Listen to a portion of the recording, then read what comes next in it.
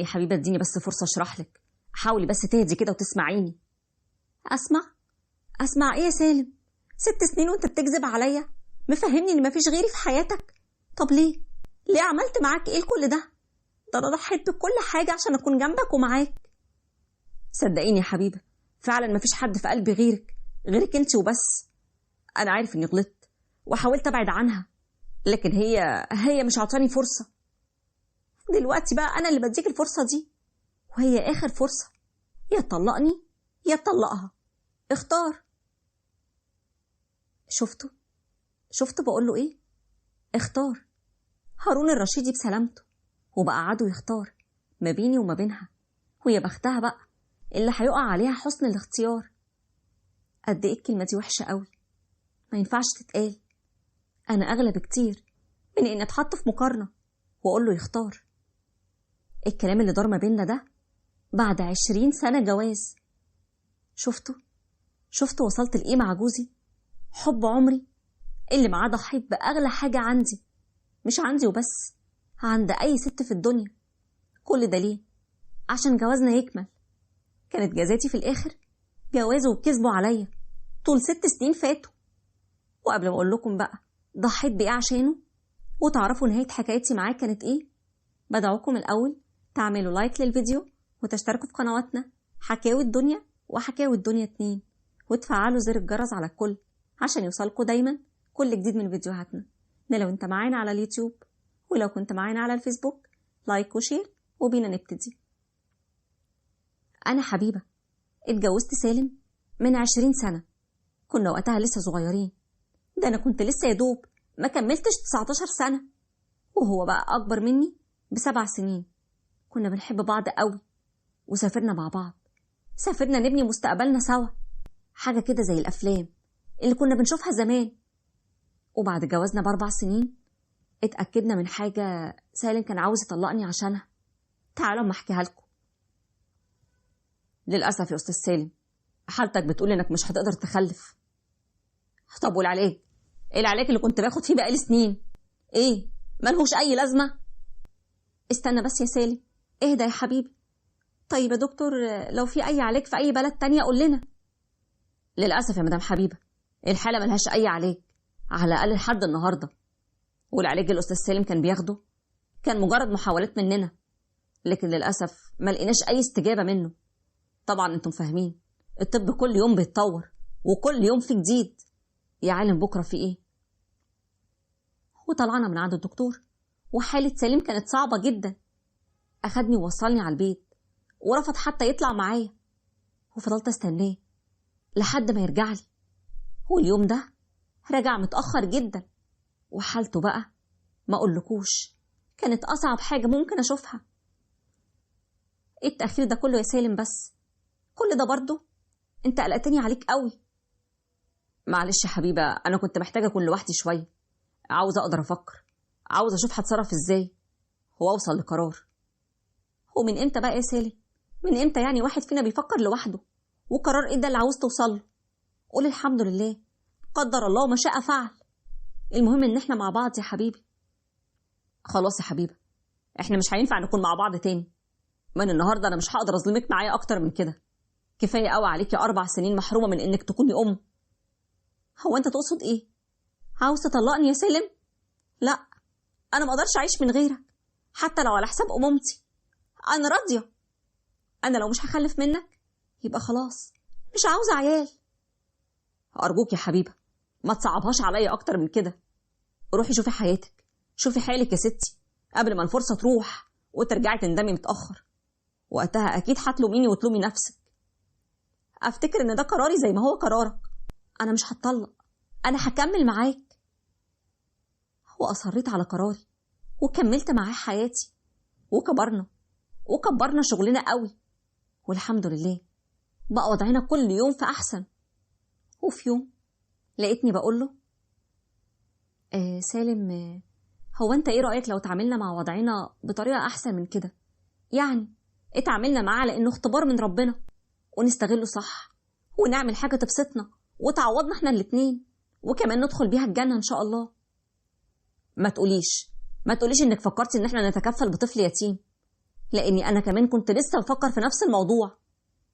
الحقيقة أنا بقالي فترة بفكر في الموضوع ده يا سالم، بس أنا كنت مترددة فاتحك فيه، أحسن تتضايق مني ولا حاجة. لا يا حبيبة، بالعكس، أنا نفسي أعوضك وأعمل لك أي حاجة تريحك، مع إني عارف إنك اللي عملتيه معايا ده مفيش أي حاجة في الدنيا تعوضه. أنا ما عملتش أي حاجة غير إني اتمسكت بحب عمري، وأهم حاجة في حياتي كلها. المهم بقى، عاوزين بكرة نشوف الإجراءات المطلوبة إيه ونبدأ فيها على طول.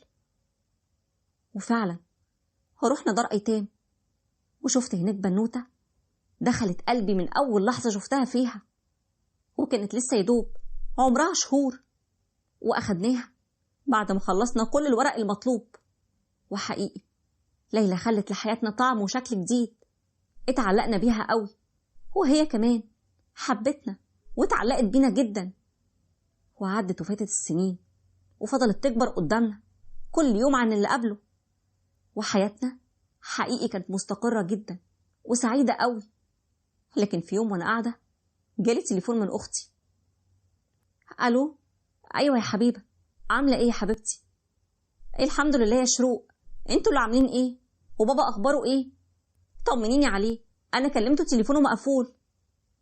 الصراحة يا حبيبة أنا بكلمك عشان كده. في إيه يا بنتي؟ قلقتيني عليكم، هو بابا تعبان ولا إيه؟ أيوة، بابا بقاله فترة تعبان، والدكتور قرر إن هو يدخله المستشفى بالكتير كده على بكرة. يا حبيبي يا بابا، ماشي يا شروق، وديه، وأنا هبدأ أحجز وأحكي لكم على طول في أقرب فرصة، ما تقلقيش. وقفلت معاها وكلمت سالم وخليته يحجز لي أنا وليلى في أقرب وقت ممكن، لأنه ما كانش ينفع ينزل معانا علشان الشغل ما يقفش. وفضلت مع بابا، فضلت معاه حوالي شهرين، لحد ما الحمد لله اتحسن وبقى زي الفل، ورجعت تاني لجوزي، وكل شيء كان طبيعي، حياتنا زي ما هي. بس هو شغل سالم ومأمرياته اللي زادت دي كترت قوي الفترة دي، وبقى يسافر كتير. هتوحشيني قوي انتي وليلى، سلميلي كتير عليها لما تصحى، انا ملحقتش اشوفها. انا مش عارفة، بس الزوم السفر الكتير ده يعني ما ينفعش حد غيرك هو اللي يخلصه؟ ما انت عارفة الحمد لله شغلنا بيكبر ازاي، والالتزامات كمان بتزيد. عارفة يا حبيبي، الله يكون في عونك ويقويك، انت بس اللي بقيت توحشنا. وفضلت نايمة على وداني ولا حاسة بأي حاجة من اللي بتجرى حواليا، لحد ما مرة لقيت في دولابه هدية دهب. قلت أكيد عاملها لي مفاجأة وجايبها لي، ورجعتها مكانها تاني. لكن عدى أسبوعين وما جابليش سيرتها خالص، وبعد كده جات له سفرية تاني وسافر برضه. ببص على الهدية ما لقيتهاش مكانها، استغربت قوي وقتها، واتصلت بشروق أختي وحكت لها، ولقيتها بتقولي استني بس، ما يمكن جايبها لمناسبة معينة. ده ما جابليش سيرتها خالص يا شروق، ورجع من غيرها كمان. أنا مش مطمنة خالص، حاسة إن في حاجة غلط بتحصل. استهدي بالله بس يا بنتي، يعني هيكون في إيه؟ سالم بيحبك، وما تسلميش دماغك كده للشيطان يودي ويجيب فيها. ما أنا عشان أطمن لازم هتأكد من حاجة كده معينة. وفضلت أدعبس وراه لحد ما اكتشفت الحقيقة وواجهته بيها. ليه تتجوز عليا؟ ليه الخيانة يا سالم؟ عملت كده ليه؟ ايه اللي بتقوليه ده؟ في ايه يا حبيبة؟ هو انت جبتي الكلام ده منين؟ بقول الحقيقة اللي اتأكدت منها بنفسي. هو مش ده برضو عقد جوازكم اللي ما بتشيلهوش من محفظتك يا سالم؟ حبيبة اديني بس فرصة اشرحلك، حاولي تهدي كده وتسمعيني. هسمع ايه يا سالم؟ 6 سنين؟ 6 سنين وانت بتكذب عليا ومفهمني ان مفيش في حياتك غيري؟ طب ليه؟ عملت معاك ايه استاهل عليك كل ده؟ ده انا ضحيت بكل حاجة عشانك، عشان اكون جنبك. صدقيني يا حبيبة فعلا مفيش اي حد في قلبي غيرك، وانت عارفة كده كويس. دي غلطة انا بس غلطتها، وحاولت ابعد عنها كتير، لكن هي مش عطاني اي فرصة. مش عطاك اي فرصة؟ انا دلوقتي بقى اللي بديلك اخر فرصة، وبقولك يا تطلقني يا تطلقها هي. لا، اطلقك ده ايه يا حبيبة؟ انا لا يمكن استغنى عنك ابدا مهما حصل. هو زي ما انتم شايفين كده رفض يطلقني، وفضل يماطل في طلاق الهانم التانية، كل يوم بحجة شكل. وبعدها اكتشفت انه عامل لها زيارة عشان تجيله هنا. وقتها انا ما سكتلوش. هو انت كمان جايبها لي هنا وكمان عاوز تروح تبات عندها؟ يا حبيبة صدقيني هروح اخلص معاها بس كده كل حاجة وارجع على طول، انا مش هطول. تخلص ايه؟ الموضوع كله يخلص بورقة طلاق مش بزيارة وتبات عندها. اسمع بقى يا سالم، انت لو نزلت تبات عندها يبقى تطلقني، يا انا يا هي. هو ما خلتهوش ينزل يبات معاها ولا ليلة حتى واحدة. بعدها رجعت سافرت الهانم وبتتصل بيه على تليفونه وانا قاعدة جنبه. وقتها رديت عليها وما سكتلهاش. عارفين يعني ايه ما خلتلهاش؟ وفاجئتني برد فعلها البارد. هو انت بتتصلي ليه؟ ايه ما عندكيش شوية احساس؟ جيتي وراه لحد هنا وما عبركيش ولا طاق حتى يجي يبص في وشك. عايزة منه ايه تاني؟ ما تبعدي عنه بقى يا شيخة وعن حياتنا. الحقيقة انت اللي صعبان عليا قوي. ايه يا حبيبتي ايه اللي بتعمليه ده كله؟ كل مجهودك ده عشان يطلقني وبرضه ما طلقنيش. تفتكري بقى ايه السبب؟ ايه السبب انك لازقة فيه ومش عارف يخلص منك؟ أثر معاكي في كل حاجة ولا طايق حتى يبات معاكي ولا يجيلك يوم واحد، وبرضه مش عارف يخلص منك ولا من لزقتك دي. وهو بقى اللي مفهمك كده وانتي مصدقاه بجد؟ ياه ده انتي صعبتي عليا قوي، طلعتي غلبانة جدا. بصي بقى يا حبيبتي، اللي عاوز يسيب حد بيسيبه بمنتهى السهولة، لكن سالم مش عاوز يخسر أي حاجة وعايز كل حاجة في إيديه. فكري كده شوية بعقل، هتلاقيه زي ما هو متمسك بيكي متمسك بيا أنا كمان. محدش بيكمل مع حد وهو مش عاوز. ساعتها قفلت السكة وأنا بكلمها، لأن كلامها ده فوقني قوي.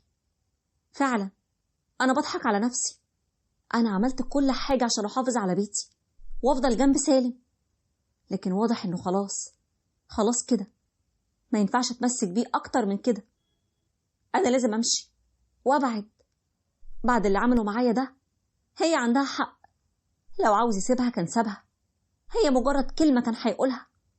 لكن للأسف سالم طماع، ورحت وقلت له اسمع يا سالم، أنا فكرت كويس ومش هقدر أكمل معاك، إحنا لازم نتطلق. أنا قلت لك إن أنا مش عاوز أطلقك، وهي بس مسألة وقت وهطلق صفاء على طول. هطلقها واسيبها عشان بس تكوني مرتاحة. كفاية كدب بقى يا سالم، انت اتعودت تاخد وبس. حتى مامتي اللي استغنيت عنها عشانك ولا فرقت معاك. انت قابلت ده بكل غدر وخيانة. واضح ان كل اللي عملته معاك خليتك تكون انسان اناني وطماع، عاوز تاخد ما تديش. انا يا حبيبة طماع عشان متمسك بيكي وبيها، متمسك بيا وبيها ومش عاوز تخسر اي حاجة. اسمع يا سالم، انا هاخد ليلى وهرجع مصر، وانت تبعت لي ورقة طلاقي، وده اخر كلام عندي، لانك لو ما طلقتنيش انا هخلعك. واخدت ليلى وفعلا اتطلقت وعشت مع بابا اربي ليلى وكبرها. وبعد فترة سالم جالي وقال لي حبيبي انا مش قادر اعيش من غيرك، خلاص انا طلقت صفاء، تعالي نرجع زي ما كنا، انا هعوضك عن كل حاجة. تعوضني عن ايه يا سالم؟ العلاقة اللي بتتهز فيها الثقة وبنفقد فيها الأمان مستحيل تكون علاقة مريحة.